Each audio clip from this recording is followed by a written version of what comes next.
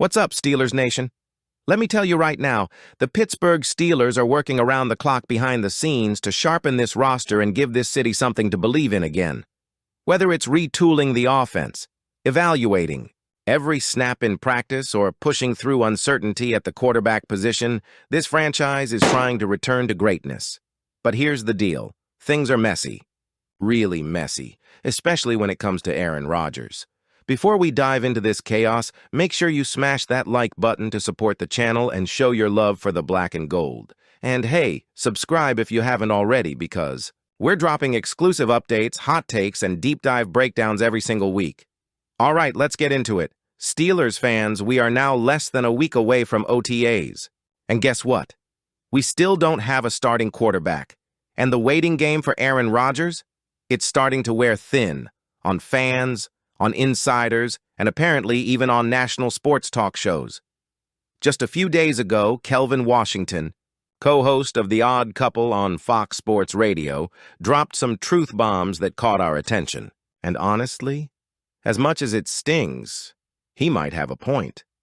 "I'm blown away," Washington said, "that an organization like the Pittsburgh Steelers, who have been one of the Blue Bloods, a historically well-run organization, would be this desperate for one particular person who is 41 years old, best days behind him." That's harsh. But he's not wrong to ask the question that many of us have been thinking. Why are the Steelers waiting this long? This isn't the way Pittsburgh usually does business. Washington even compared the current front office to some of the league's most dysfunctional teams. The Panthers, the Jaguars, the Raiders. Franchises known more for chaos than championship banners. They're acting more like the Jags or the Panthers or the Raiders, making a desperate move. "I genuinely have no idea what they're doing," he added. Think about that. For decades, the Steelers were known as the model franchise, smart, disciplined, and strategic. And now, we're hanging on the whims of a 41-year-old quarterback who might not even play this season. Let's be real. This isn't typical Omar Khan or Mike Tomlin behavior. Usually, if a player doesn't commit within their window, Pittsburgh moves on. But not with Rodgers. Not this time.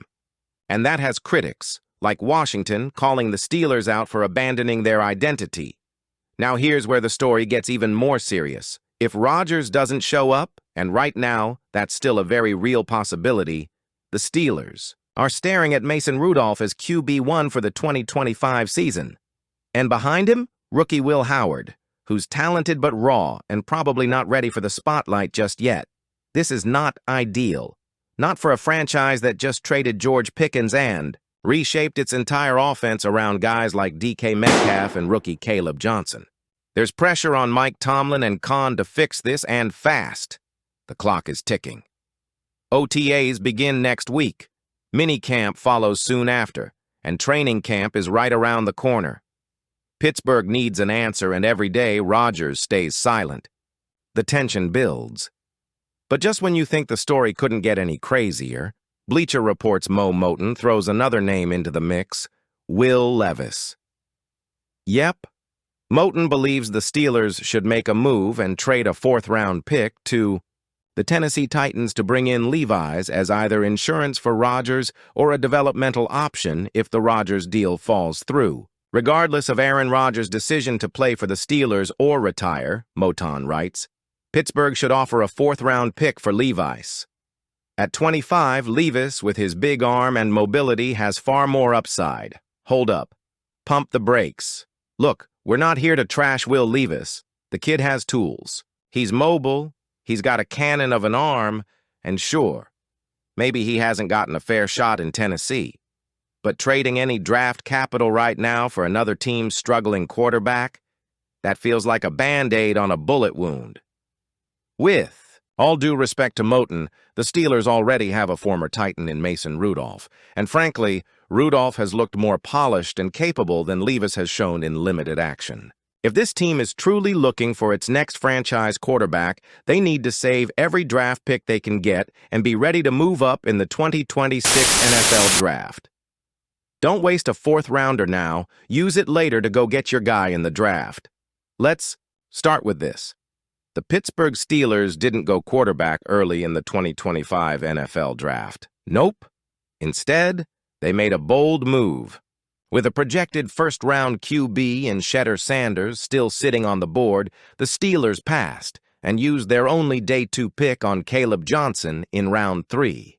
And now, it's starting to look like that move might pay off big time.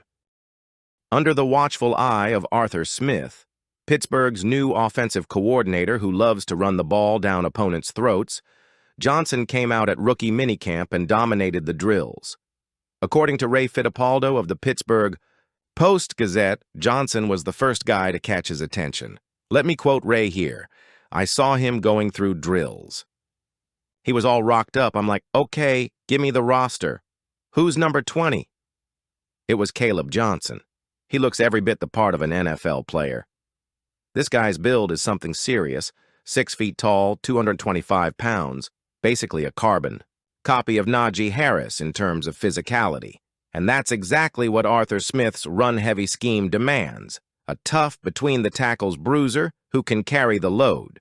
But this is more than just one good weekend of drills. Johnson's showing signs of being the next great Steelers back. In college at Iowa, he showed elite tackle-breaking ability. And even though there were no pads in minicamp, that toughness and burst were already showing up in his cuts and acceleration. Even better, coaches were impressed with his pass blocking. That's often the biggest hurdle for young backs trying to earn playing time. Johnson showed great footwork and attention to detail, and even told Mike DeFabo of The Athletic that improving his pass protection is his top priority this summer. That's the kind of maturity and focus you want in a rookie. And for a team that desperately needs to take pressure off whoever lines up under center in Week 1, whether it's Aaron Rodgers, Mason Rudolph, or someone else, having a reliable, every-down running back is crucial. Now, you might be wondering, isn't the backfield already crowded? Let's talk about that. Jaylen Warren is still on the roster, and he's been solid in spurts, especially back in 2023 when he ran for 784 yards. But under Arthur Smith in 2024, Warren regressed to just 511 yards. He's more of a change-of-pace guy. A great third-down weapon, sure, but not the kind of punishing rusher Smith likes to build around. The Steelers also brought in veterans Kenneth Gainwell and Trey Sermon during free agency. Respectable names. But here's the hard truth. Neither has proven they can carry a full NFL workload. In fact, Gainwell and Sermon combined for just 449 yards last season. So when you look at the group as a whole, it's Caleb Johnson who actually fits this scheme best. He's the one with the size, the stamina, and the college tape to show he can handle 15-20 touches a game. The Steelers invested a third-round pick in him for a reason, and so far, he's delivering. Let's not forget what the Steelers just lost in Najee Harris.